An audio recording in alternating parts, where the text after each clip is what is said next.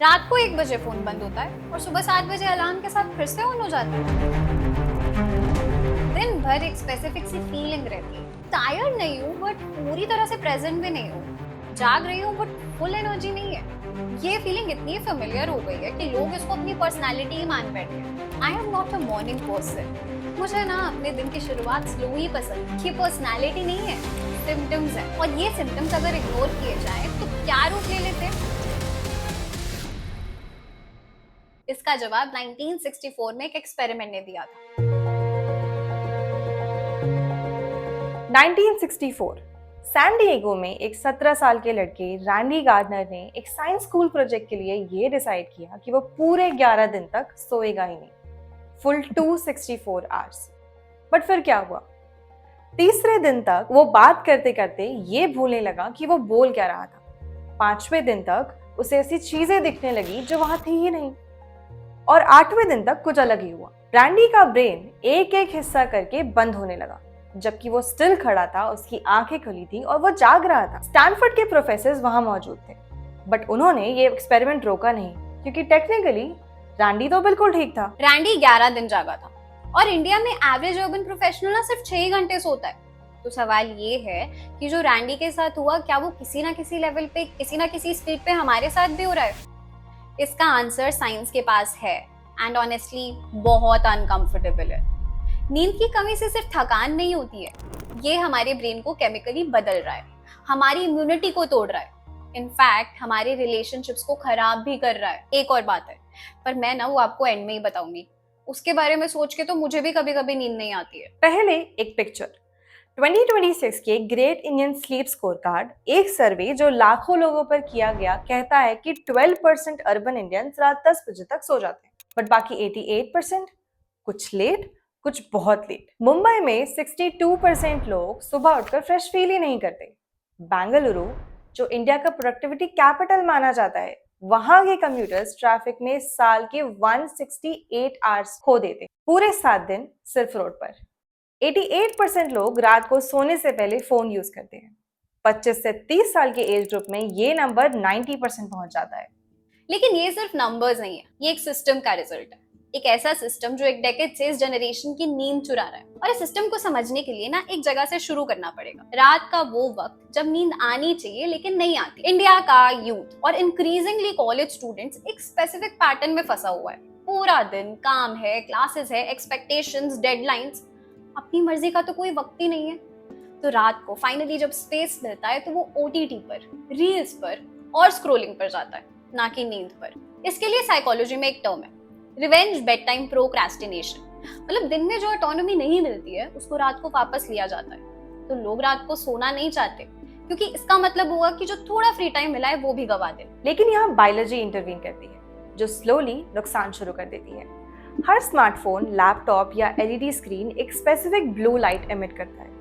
इंसान की आंखों में भी एक स्पेशल सेल्स होते हैं, जिन्हें हम आईपीआरजीसीज कहते हैं। ये सेल्स यही ब्लू लाइट को डिटेक्ट करने के लिए बने, और जैसे ही इन सेल्स को ये ब्लू लाइट दिखती है, ये ब्रेन को एक सिग्नल भेजते हैं। सिग्नल काफी सिंपल है, दिन है, सोना मत। मतलब अगर 7 बजे किसी को उठना है तो उसका ब्रेन तो कभी रेडी होगा ही नहीं। और यहाँ से एक दूसरा लूप शुरू होता है। रात को नींद नहीं आई तो सुबह चाय, दोपहर में एनर्जी ड्रिंक, शाम में और चाय, और रात को फिर नींद नहीं आती है। ये शिफ्ट सिर्फ एक हैबिट नहीं है। पहले चाय एक सोशल चीज थी, लेकिन अब वो एक फंक्शनल जरूरत बन गई है। और फाइनली जब चाय ने काम करना बंद कर दिया तो मार्केट में आ गई एनर्जी ड्रिंक्स। एक ऐसी जनरेशन जिसके लिए कैफीन पहले कल्चर था, अब एक सर्वाइवल टूल बन चुका है। इंडिया में एनर्जी ड्रिंक्स की मार्केट ऑलमोस्ट $1 बिलियन की हो चुकी है, और मेलेटोनिन सप्लीमेंट्स की मार्केट हर साल 18% से बढ़ रही है। हम एक ऐसी जनरेशन बन चुके हैं जिनको सोने के लिए तो पिल्स चाहिए, पर जागने के लिए एनर्जी ड्रिंक्स चाहिए। लेकिन ये तो सिर्फ बाहर की कहानी है, अंदर की कहानी वो तो कुछ और ही है। एक रिसर्चर ने इस अंदर की कहानी को डेथ स्पाइरल डिस्क्राइब किया है। 1997 नेचर जर्नल। रिसर्चर्स डॉसन और रीड ने एक एक्सपेरिमेंट किया। उन्होंने ये मेजर किया कि अगर इंसान लगातार जागता रहे तो उसका ब्रेन अल्कोहल कंजम्पशन के कंपैरिजन में कितना स्लो हो जाएगा। 17 घंटे बाद उसका कॉग्निटिव परफॉर्मेंस उस इंसान जितना हो जाता है जिसने 2 से 3 ड्रिंक्स ली हो, मतलब लगभग 0.05% ब्लड अल्कोहल। बट 24 घंटे में legally drunk 0.1% blood alcohol content. इस लेवल पर इंडिया में ड्राइव करना इलीगल है। और यहाँ एक और लेयर है, जब ब्रेन इस स्टेट में होता है तो खुद को एक्यूरेटली असेस ही नहीं कर पाता है। इंसान अक्सर काफी कॉन्फिडेंट फील करता है, प्रोडक्टिव फील करता है। इनफैक्ट रैंडी गार्डनर को भी डे 5 पे यही लगा कि वो परफेक्टली नॉर्मल है। रिसर्च में पाया गया है कि इंसान जितना ज्यादा स्लीप डिप्राइव्ड होता है उतना ही अपने आप को कम असेस कर पाता है, क्योंकि वही पार्ट इम्पेयर्ड होता है जो सेल्फ असेसमेंट करता है। अब सरफेस के नीचे, हर रात नींद के दौरान ब्रेन में एक क्लीनिंग सिस्टम एक्टिवेट होता है जिसका नाम है ग्लिम्फेटिक सिस्टम। डीप स्लीप के दौरान ब्रेन सेल्स ऑलमोस्ट 60% तक सिकुड़ जाते हैं और इन न्यूरॉन्स के बीच में बनता है स्पेस। फिर सेरेब्रोस्पाइनल फ्लूइड, जो कि एक क्लीनिंग फ्लूइड है ब्रेन का, वो उस गैप से गुजरता है और टॉक्सिन्स को फ्लश आउट करता है। अब इस टॉक्सिक वेस्ट में एक प्रोटीन होता है जिसका नाम है बीटा एमिलॉइड। 2018 में PNAS जर्नल में एक स्टडी आई जिसमें बताया गया कि एक रात बिना सोए ब्रेन की मेमोरी और सेंसरी प्रोसेसिंग सेंटर्स में बीटा एमिलॉइड 5% तक बढ़ गया। 5% छोटा लग सकता है, बट कॉन्टेक्स्ट ये है कि अल्जाइमर्स के पेशेंट्स में यही प्रोटीन हेल्दी लोगों के कंपैरिजन में 43% ज्यादा। रिसर्चर मैथ्यू वॉकर ने इसीलिए इस प्रोसेस को डेथ स्पाइरल डिस्क्राइब किया। बीटा एमिलॉइड वहां जमा होता है जहां से डीप स्लीप के सिग्नल जनरेट होते हैं। वो जनरेटर खराब हो जाता है, डीप स्लीप कम हो जाती है, क्लीनिंग ही नहीं होती और एमिलॉइड और जमा होते जाता है। एक लूप जिसके बाद कोई वापसी नहीं है। ये तो थी ब्रेन की कहानी। बॉडी की कहानी तो और अनकंफर्टेबल है। पहले बात करते हैं उस जनरेशन की जिसको ये प्रॉब्लम सबसे पहले मिलती है, स्टूडेंट्स। दिल्ली के 12 से 18 साल के स्कूल गोइंग एडोलेसेंट्स पे एक नेशनल हेल्थ स्टडी हुई। फाइंडिंग्स, 22.5% बच्चे क्रॉनिकली स्लीप डिप्राइव्ड है। ऑलमोस्ट 60% बच्चों में डिप्रेशन के सिम्टम्स पाए गए हैं। कोटा, जहां 1.22 लाख स्टूडेंट्स नीट और जेई की तैयारी करने आते हैं, 44% बच्चों में हाई स्ट्रेस रिपोर्ट हुआ है। नॉन कोचिंग पेयर्स में ऑलमोस्ट 3%। रात को जाग के पढ़ना almost cultural badge of honour बन गया है। लेकिन REM स्लीप, नींद का वो फेज जहां ब्रेन इमोशनल मेमोरीज प्रोसेस करता है, वो फेज सबसे पहले खत्म होता है जब नींद छोटी होती है।